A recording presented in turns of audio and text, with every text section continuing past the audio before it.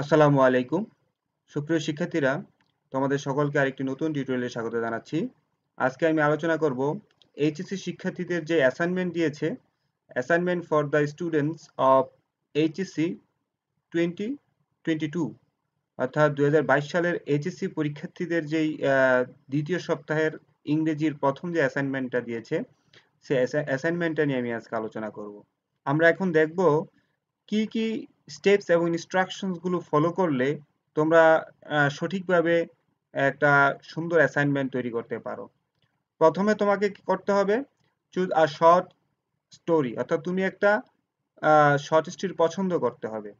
যেই শর্ট স্টোরিটা তুমি কি করেছো, দ্যাট ইউ এনজয়েড রিডিং, যেটা তুমি মানে খুব আনন্দের সাথে পড়েছো, মানে যে একটা পছন্দের শর্ট স্টোরি তুমি সিলেক্ট করবে প্রথমে।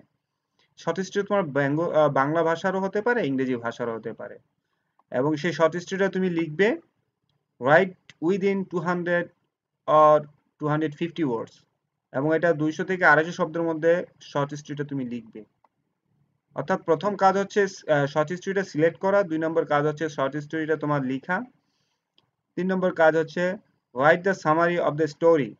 তুমি যে স্টোরিটা তুমি লিখবে 250 ওয়ার্ডস, সেই 250 ওয়ার্ডসে আসলে তুমি 200 ওয়ার্ডসে লিখতে পারবে না, 250 অথবা 10% প্লাস মাইনাস 270 ওয়ার্ডস হলে সমস্যা হওয়ার কথা না। স্টোরিটা যখন তোমার সিলেক্ট করা হবে, তখন সেই স্টোরিটা তুমি 200 থেকে 250 ওয়ার্ডসের মধ্যে লিখবে। 3 নম্বর স্টেপের তোমার যে কাজটা, সেই কাজটা হচ্ছে write the summary of the story. অর্থাৎ যে স্টোরিটা তুমি লিখবে, সেই স্টোরিটার সামারি লিখবে। সামারি লেখার সময় তুমি প্লটের উপর মনোযোগ দিবে এবং ক্যারেক্টার্স এর উপরে মনোযোগ দিবে, এবং সামারিটা হবে তোমার 5 to 8 সেন্টেন্সেস, অর্থাৎ মানে যদি 8টা সেন্টেন্সেস লিখো, হয়তো 80-85টা শব্দের একটা সামারি তুমি লিখবে। Write about you liked and didn't like about the story. তারপর তোমাকে সামারি লেখার পরে তোমার শর্ট স্টোরির প্রথমেই লিখবে যে কোন দিকটা শর্ট স্টোরি তোমার সবচেয়ে ভালো লেগেছে এবং কোন বিষয়টা তোমার শর্ট স্টোরির ভালো লাগেনি। দেন তোমাকে, if you are asked to bring some changes in the story, what would you change? দেন তোমাকে করতে হবে যে তোমাকে যদি বলা হয় যে শর্ট স্টোরিটার কোন জিনিসটা যদি তোমাকে বলা হয় চেঞ্জ করার দরকার, তুমি কোন জিনিসটা তুমি চেঞ্জ করতে, সেই বিষয়টা তুমি লিখবে। এবং ফাইনালি তুমি একটা কনক্লুডিং স্টেটমেন্ট দিবে শর্ট স্টোরিটার সম্পর্কে। অর্থাৎ এই যে 1, 2, 3, 4, 5, 6টা ধাপ তোমাকে অনুসরণ করে এই অ্যাসাইনমেন্টটা তৈরি করতে হবে। সো তোমরা দেখতেই পাচ্ছ যে একটা শর্ট স্টোরির জন্য কি কি বিষয় মানে এক্সামিনাররা তোমাকে দেখবে, তোমরা এটাও মাথায় রাখবে কি কি ইন্ডিকেটরস গুলো ফলো করলে তুমি এক্সিলেন্ট রেজাল্ট পাবে, অথবা গুড রেজাল্ট পাবে, অথবা এভারেজ রেজাল্ট পাবে। সো সেগুলো হচ্ছে অর্গানাইজেশন, ভালো অর্গানাইজেশন হতে হবে, মানে সাজানো হতে হবে স্টোরিটা। ভোকাবুলারি গুলো তোমার ভালো হতে হবে। তারপর গ্রামার গুলো তোমার অ্যাকুরেট হতে হবে, মানে মিস্টেক থাকা যাবে না। Writing summary of the story, সুন্দর একটা সামারি লিখতে হবে।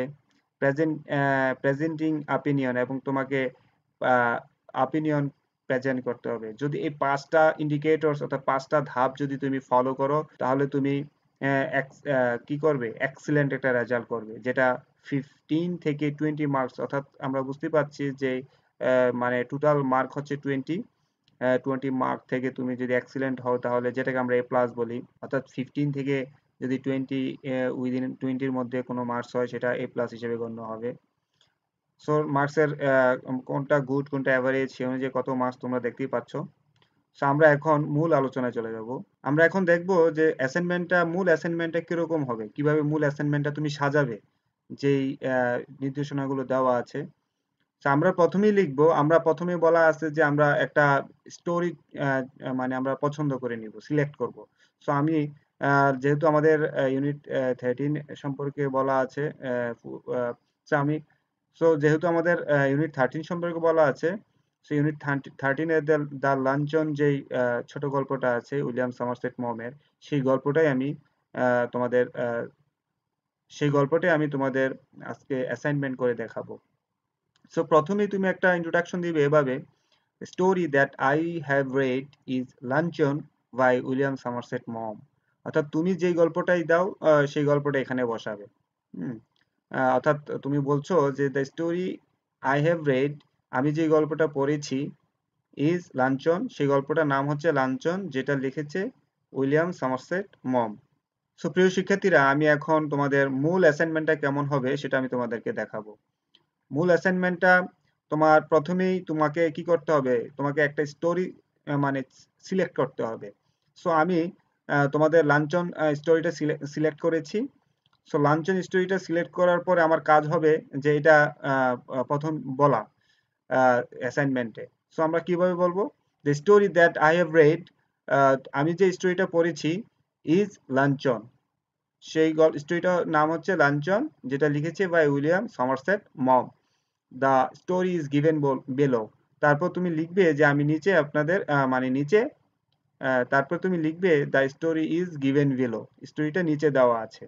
সো তারপর তোমাকে লাঞ্চন যে স্টোরিটার নাম বা অন্য কোনো স্টোরি যদি তুমি দাও, সেই স্টোরিটার টাইটেলটা তোমরা এখানে লিখবে, এবং টাইটেলটা আই ক্যাচিং, সহজে যাতে এক্সামিনারের চোখে পড়ে, এবং মানে শব্দের প্রথম লেটার অ্যালফাবেটটা অবশ্যই ক্যাপিটালাইজ করবে, অথবা সম্পূর্ণ সবগুলো লেটারও ক্যাপিটালাইজ করতে পারো, যেহেতু স্টোরিটার নামটা ছোট। সো জাস্ট তুমি হাইলাইট করবে, হাইলাইট করার পরে তোমাকে কোনো আন্ডারলাইন করতে হবে না। তোমরা দেখবা যে পত্রিকা অথবা তোমার বইতেও যদি কোনো প্যারাগ্রাফ অথবা কম্পোজিশন অথবা তোমার কমপ্লিটিং স্টোরির টাইটেল লেখে, তোমরা দেখো বইতে কিন্তু আন্ডারলাইন করা নাই। সো তোমাকে আন্ডারলাইন করে করতে হবে না। জাস্ট তুমি এটা ডান বাম পাশেও হেডলাইন গুলো সব দিতে পারো, মাঝখানেও দিতে পারো, তুমি যেভাবে পছন্দ করো তুমি দিবে, তবে হেডলাইনটা টাইটেলটা অবশ্যই আই ক্যাচিং হতে হবে। সো টাইটেল দেওয়ার পরে তোমার কাজ হবে স্টোরিটা বলা, বর্ণনা করা, স্টোরিটা ডেসক্রাইব করা অথবা ন্যারেট করা, যেভাবেই মানে ইংরেজি এই দুইটা শব্দ তুমি ন্যারেট করবা। সো ন্যারেট করার সময় আমরা একটু স্টোরিটা তোমাদেরকে আমি যেভাবে লিখেছি সেভাবে আমি তোমাদেরকে একটু মানে তোমাদেরকে আমি বুঝিয়ে দেই। তো তোমরা সবাই লাঞ্চন যেই শর্ট স্টোরিটা আছে, শর্ট স্টোরিটা জানো। আহ, তো আমরা আবারও দেখি। 20 years ago, 20 বছর আগে, the author was living in Paris, author প্যারিসে থাকতো। when he had met a woman, যখন তার একটা নারীর সাথে সাক্ষাৎ হয়েছিল।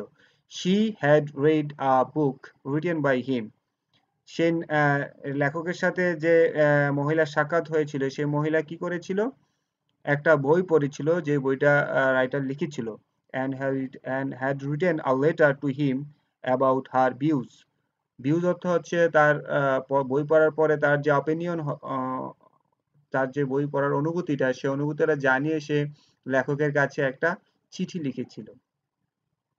চিঠি লেখার পরেই another letter was posted stating that her visit to Paris, আরেকটা চিঠি চিঠি লেখক একটা চিঠি পেয়েছে, চিঠির পরবর্তীতে আরেকটা চিঠি তোমার যে আমরা উনি লেডি অ্যাডমায়ারার ওনার শি মানে হচ্ছে লেডি গেস্ট, শি মানে হচ্ছে লেডি অ্যাডমায়ারার, অথবা এই ছোট গল্পের মানে প্রোটাগনিস্ট, রাইটার একজন, হিরো অ্যান্ড হেরোইন, তিনি হচ্ছে হিরোইন।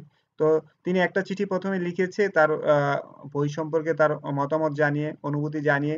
কিছুদিন পরেই সে আবার অ্যানাদার লেটার ওয়াজ পোস্টেড, তিনি আরেকটা চিঠি লিখেছে, এবং সে চিঠিতে কি লিখেছে, stating about her visit to Paris, সে যে প্যারিসে আসছে সেটা চিঠিতে তিনি মেনশন করেছে, অ্যান্ড হার ডিজায়ার, এবং তিনি আরো মেনশন করেছে যে আমার একটা ডিজায়ার আছে, to have a luncheon at the Foyot's, অর্থাৎ ফয়েটস যেই রেস্টুরেন্ট আছে সেই রেস্টুরেন্টে আমি একটা লাঞ্চনের দাওয়াত পেতে চাই।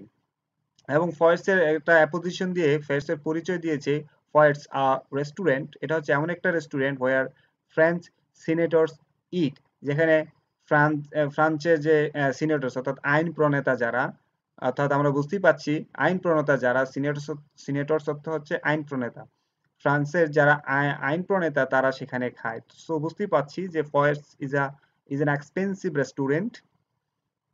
Eating at Foyot's is beyond the author's means, অর্থাৎ এই এখানে বোঝাচ্ছে যে ইটিং অ্যাট ফয়েটস, অর্থাৎ ফয়েটস যে খাবে এটা লেখকের সামর্থ্যের বাইরে ছিল।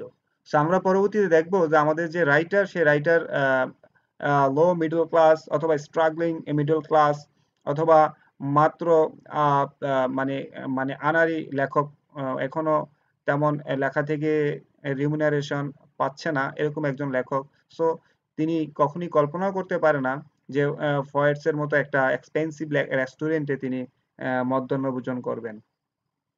কিন্তু যেহেতু লেডি গেস্ট লেখক কি ছিল, ইয়াং ছিল, সো সে কি করছে, লেডি গেস্টের যে অফার, সে অফারকে তিনি কি করতে পারে নাই, রিজেক্ট করতে পারে নাই। সো কি হয়েছে, but the author was so flattered. Flattered অর্থ কি, ফ্ল্যাটার্ড অর্থ হচ্ছে তোষামোদ করা অথবা পটানো বলি আমরা। উনি এত বেশি পটে গিয়েছিল যে that he couldn't say no to the lady, সে এই লেডিকে কি করতে পারে নাই, না করতে পারে নাই। সো যেহেতু রাইটার লেডি গেস্টের অফারটাকে না করতে পারেনি, সো তিনি হিসাব করলো যে আসলে একটা মাঝারি আকারের লাঞ্ছন, আহ, মধ্যমানের একটা লাঞ্ছনে আসলে কত খরচ হতে পারে। সো এটা এস্টিমেটিং দ্য ভ্যালু অফ লাঞ্ছন, উনি একটা মধ্যাহ্নভোজের একটা হিসাব করলো। হিসাব করে উনি দেখলো which shouldn't cost more than 15 francs, অর্থাৎ একটা মাঝারি মানের একটা মধ্যাহ্নভোজ খরচ তোমার 15 ফ্র্যাঙ্কস এর বেশি হবে না। সো তিনি কি করলো, he decided to cut down coffee from his menu, অর্থাৎ তিনি যে কফি খায়, উনি চিন্তা করলো যদি কফিটা যদি এক মাস উনি না খায়, সে কফির টাকা দিয়েই উনি লেডি গেস্টকে অথবা লেডি অ্যাডমায়ারকে আপ্যায়ন করাতে পারে। সো উনি সিদ্ধান্ত নিল যে এক মাস আমি কফি খাবো না, কফির টাকাটা দিয়ে আমি আমার অতিথিকে আপ্যায়ন করাবো ফয়েটসে। His meeting was fixed on Thursday. Thursday ওনার মিটিং ফিক্সড করা হয়েছিল এট হাফ হাফ পাস্ট 12, অর্থাৎ 12:30, অর্থাৎ মধ্যাহ্নভোজের সময়, থ্রু করেসপন্ডেন্স। এবং এই যে মিটিং ফিক্সড করা হয়েছে, এই ফিক্সড করা হয়েছে চিঠিপত্রের আদান প্রদানের মাধ্যমে। The lady was in fact a woman of 40, কিন্তু এখানে একটা এন্টি ক্লাইম্যাক্স চলে আসছে। অর্থাৎ যেখানে রাইটার ইয়াং, তিনি এক্সপেক্ট করেছিল যে নিশ্চয়ই লেডি অ্যাডমায়ার অথবা লেডি গেস্ট অথবা ওনার যে গেস্ট আসছে উনি একজন ইয়াং ওমেন হবেন, সুন্দরী ওমেন হবেন, কিন্তু তিনি দেখলো যে আসলে বিষয়টা বিপরীত। উনি প্রকৃতপক্ষে কি ছিল, ওমেন অফ 40, ওনার 40 বছরের একজন মহিলা ছিল। উনি প্রচুর টকেটিভ, অনেক কথা বলতো, অ্যান্ড নট অ্যাট্রাকটিভ, এবং ওনাকে দেখতেও অ্যাট্রাকটিভ ছিল না। She ordered for salmon. Lady guest যখন তোমার ফয়েটসে তারা যখন বসলো, তখন তিনি কি করলো, সে সালমন অর্থাৎ সালমন ফিশের অর্ডার করলো, অ্যান্ড কেভিয়ার, এবং কেভিয়ারের অর্ডার করলো। The writer ordered for the cheapest dish, mutton chops. On the other hand, অন্যদিকে রাইটার কি করলো, শুধু মাটন চপের মানে অর্ডার দিল। আফটার দ্য মিল, খাবার পর মানে তাদের যে মিল, খাবারের পরে, শি অর্ডার্ড হোয়াইট শ্যাম্পেন, অর্থাৎ তারা সালমন এবং কেভিয়ার খাওয়ার পর তারা ডাইজেস্টের জন্য তারা কি অফার দিল, she ordered white champagne. White champagne তখন এক্সপেন্সিভ ছিল, কিন্তু ফ্রান্সের হোয়াইট শ্যাম্পেন খুবই এক্সক্লুসিভ ফর ডাইজেশন। সো এই লেডি গেস্ট শ্যাম্পেইনের অর্ডার দিল। শি কেপ্ট এনজয়িং দ্য মিল, একটার পর একটা খাবার তিনি উপভোগ করছিলেন, লেডি গেস্ট। অ্যান্ড তিনি কি করলো, খাবার উপভোগ করছিল, পাশাপাশি চ্যাটিং, তিনি কথা বলছিল কি বিষয়ে, about art, literature and music, art, literature and music নিয়ে কথা বলছিলেন। While the writer kept wandering about the বিল, কিন্তু অন্যদিকে রাইটার চিন্তা করলো আসলে বিলটা কোথায় যাচ্ছে, অর্থাৎ বিলটা কি ওনার যেই এস্টিমেটেড যেই মানে বাজেট ছিল, বাজেটের মানে মানে বাজেট অতিক্রম করে কোথায় যাচ্ছে। The bill of fare was soaring, অর্থাৎ তার যেই বিলের খরচ সেটা কি করছিল, সোয়ারিং, সোয়ার অর্থ কি, বেড়ে যাওয়া, ফেলে ফুলে ফেপে উঠা, সোয়ার অর্থ হচ্ছে ফুলে ফেপে উঠা, অর্থাৎ নিচের থেকে উপরে ওঠা, এরকম বোঝাচ্ছে। অর্থাৎ যখন আমরা দেখি কোনো গ্রাফ অথবা কোনো চার্ট আস্তে আস্তে গ্রো করে তখন আমরা সোয়ার বলি। So the bill of fare was soaring above the writer's anticipation. অর্থাৎ এই যে বিল অফ ফেয়ার অর্থাৎ তার যেই খাবারের খরচ সেটা আস্তে আস্তে বাড়তে বাড়তে এমন হলো যে রাইটার্স যে অ্যান্টিসিপেশন করেছিল, রাইটার্স যে অনুমান করেছিল সে অনুমানকে মানে পাশ কাটিয়ে অনেক বেশি খরচ হয়ে যাচ্ছিল। When the waiter had accompanied the bill, যখন ওয়েটার তার সাথে করে বিলটা নিয়ে আসছিল, she waved him, lady guest তাকে ডেকে ডেকে নিল with an air of gesture, ইশারা ইঙ্গিত দিয়ে, অ্যান্ড অর্ডার ফর অ্যাসপ্যারাগাস, এবং তাকে অ্যাসপ্যারাগাসের অর্ডার দিল। দ্য এক্সপেন্সিভ ডিশ, অ্যাসপ্যারাগাস একটা ব্যয়বহুল খাবারের item. The writer's heart sank, রাইটার এইবার তার মানে হৃদয়ে কি হলো, একটা কাঁপুনি ধরে গেল। স্যাঙ্ক অর্থ মানে তলিয়ে যাও, এখানে অর্থ কাঁপুনি ধরে যাও মানে ভয় পেয়ে গেল। অ্যাডিং টু ওয়ার্সেন থিংস, শুধু তাই নয় পরিস্থিতি আরো খারাপ হয়ে গেল যখন she ordered for ice cream then coffee, lady guest কি করলো, আইসক্রিম অর্ডার দিল এবং তার পাশাপাশি কফিরও অর্ডার দিল। To his utter dismay, the head waiter walked up to the table with a basket filled with huge peaches. অর্থাৎ পরিস্থিতিকে আরো অস্বাভাবিক করার জন্য প্রধান ওয়েটার কি করলো, টেবিলের পাশে একটা বাস্কেটে করে কিছু পিচ নিয়ে যাচ্ছিল। She picked up one, lady guest কি করলো, সেখান থেকে একটা পিচ হাতে নিল এবং সে হাতে নেওয়ার সাথে সাথে বলল, protesting that her meal was just a snack, বলছে না আমি তো তেমন কিছু খাইনি, আমার এটা একটা স্ন্যাক মানে হালকা খাবার ছিল এতক্ষণ যা খেয়েছি। The bill was finally paid, অবশেষে বিল দেওয়া হলো, and the author found himself with just a couple of francs, এবং বিল দেওয়ার পরে লেখকের কাছে শুধু আহ, সামান্য 2 ফ্র্যাঙ্কস ছিল, এবং যেটা টিপস অর্থাৎ যেই ওয়েটার ছিল ওয়েটার টিপসের জন্য পর্যাপ্ত ছিল না। And not a Penney left in his pocket for the entire month, এবং লেখকের পকেটে তার সামনের 1 মাস খরচের জন্য আর একটা টাকাও থাকলো না। The writer had had his revenge somehow at last, অবশেষে রাইটার তার প্রতিশোধ নিতে পেরেছিল। আফটার 20 ইয়ার্স শি ওয়েড 130 কিলোগ্রামস, অর্থাৎ এই যে লেডি গেস্ট সে 20 বছর পরে যখন রাইটারের সাথে দেখা হলো তখন রাইটার দেখলো যে লেডি গেস্ট আনইউজুয়ালি ফ্যাট, এবং দেখতে তাকে অনেক কুৎসিত লাগছিল এবং তার ওজন 136 কিলোগ্রাম হয়েছিল। সুপ্রিয় শিক্ষার্থীরা, আমরা গল্পটা শেষ করলাম। সো আমরা এখন সামারিটা দেখব। আমরা সামারি সম্পর্কে ইনস্ট্রাকশন হচ্ছে সামারিটা 5 থেকে 8টা সেন্টেন্সের মধ্যে লিখতে হবে, এবং যদি তোমরা 5 থেকে 8টা সেন্টেন্স লেখো 75 থেকে 85 ওয়ার্ডসের মধ্যে হয়ে যাওয়ার কথা। তো চলো আমরা সামারিটা দেখি। The luncheon is a famous short story of William Somerset Maugham. লাঞ্চনটা লিখেছে উইলিয়াম সমারসেট মম, এবং উইলিয়াম সমারসেট মম এটা একটা বিখ্যাত ছোট গল্প। This short story is about a lady of 40। এই শর্ট স্টোরিটা 40 বছর বয়সের একজন নারীর, who is a fan of his writing, যে লেখকের লেখার একজন ভক্ত ছিল। শি উইন্স দ্য অথরস ফেভার, তিনি অথরের ফেভার পেয়েছিল, এবং ফেভার পেয়ে উনি কি করেছিল, এক্সপ্রেসেস হার ডিজায়ার, তিনি তার ইচ্ছা প্রকাশ করেছিল to have a luncheon at Foyot's, তিনি ফয়েটসে একটা মধ্যাহ্নভোজের একটা দাওয়াতের আকাঙ্ক্ষা লেখকের কাছে প্রকাশ করেছিল। দ্য রাইটার ওয়াজ ফ্ল্যাটার্ড, অর্থাৎ রাইটারকে অনেক বেশি কি করা হয়েছিল, পটানো হয়েছিল। And he was too young to say no to the lady admirer, এবং রাইটার যেহেতু তরুণ ছিল, মানে তরুণ ছিল, টু ইয়াং, তিনি যেহেতু অনেক তরুণ ছিল, এই কারণে লেডি অ্যাডমায়ারারকে তিনি কি করতে পারে নাই, না করতে পারে নাই। The writer was a struggling middle class young man, writer ছিল একজন নিম্ন মধ্যবিত্ত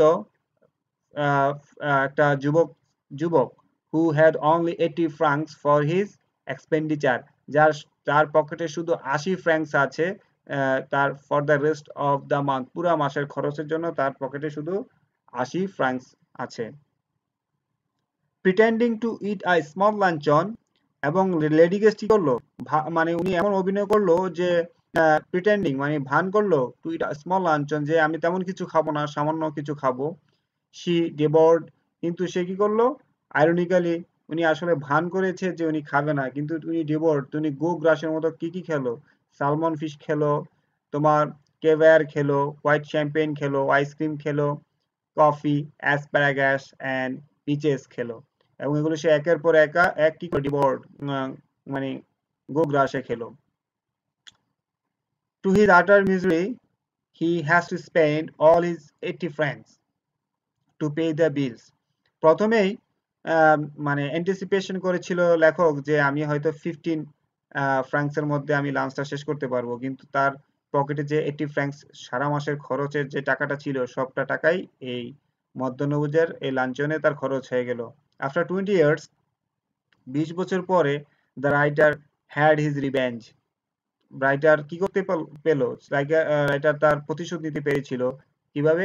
as the lady guest was naturally punished, যেহেতু লেডি গেস্ট কি করা হয়েছিল, ন্যাচারালি তাকে কি করা হয়েছিল, পানিশড করা হয়েছিল, অর্থাৎ তিনি আনইউজুয়ালি ফ্যাট হয়ে গিয়েছিল।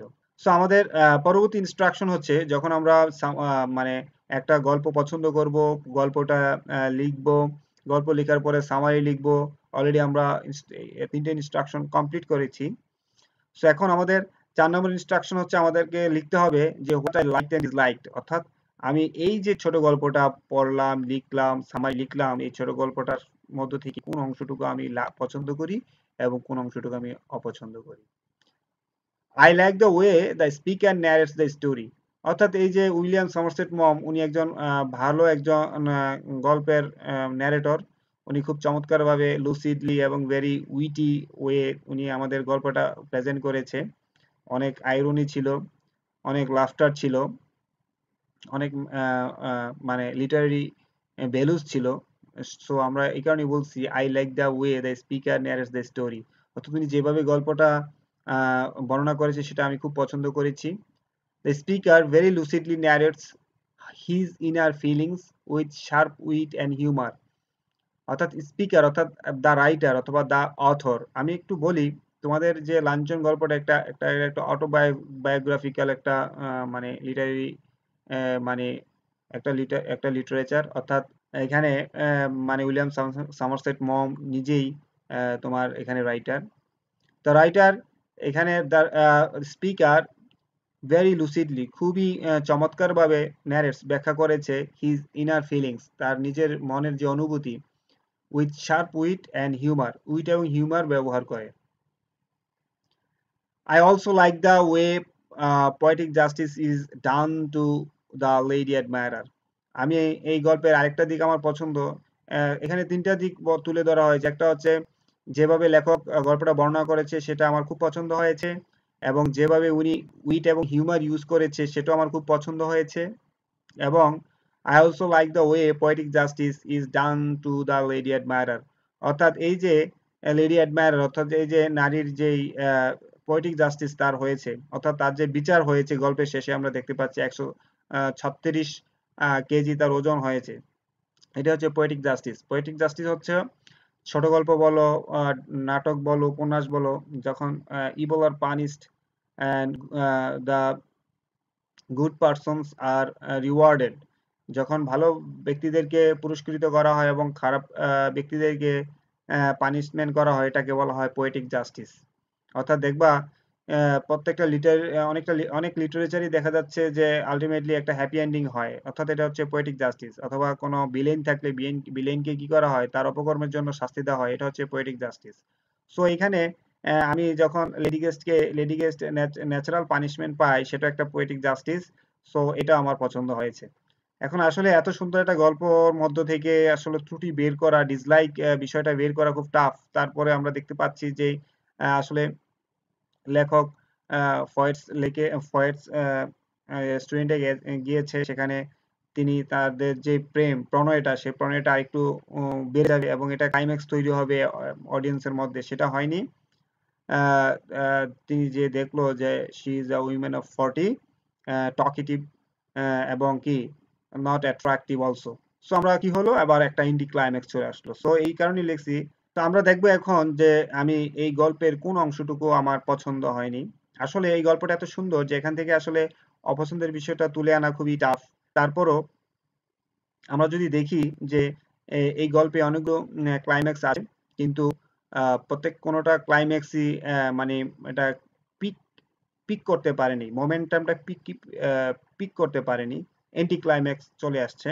অর্থাৎ যখন ইয়াং রাইটার রেস্টুরেন্টে বসেছে, যদি তিনি অপেক্ষা করছিল যে একটা এলিগ্যান্ট বিউটিফুল ইয়াং লেডি তার সামনে আসবে, কিন্তু কি হয়েছিল, তিনি দেখলো যে একজন 40 বছরের নারী, টকেটিভ, নট অ্যাট্রাকটিভ, তিনি আসছে। তো রাইটারের যেমন একটা এন্টি ক্লাইম্যাক্স হয়েছে, এমন অডিয়েন্সের একটা এন্টি ক্লাইম্যাক্স হয়েছে, কারণ তাদের প্রণয়টা অন্য লেভেলে তখন যায়নি।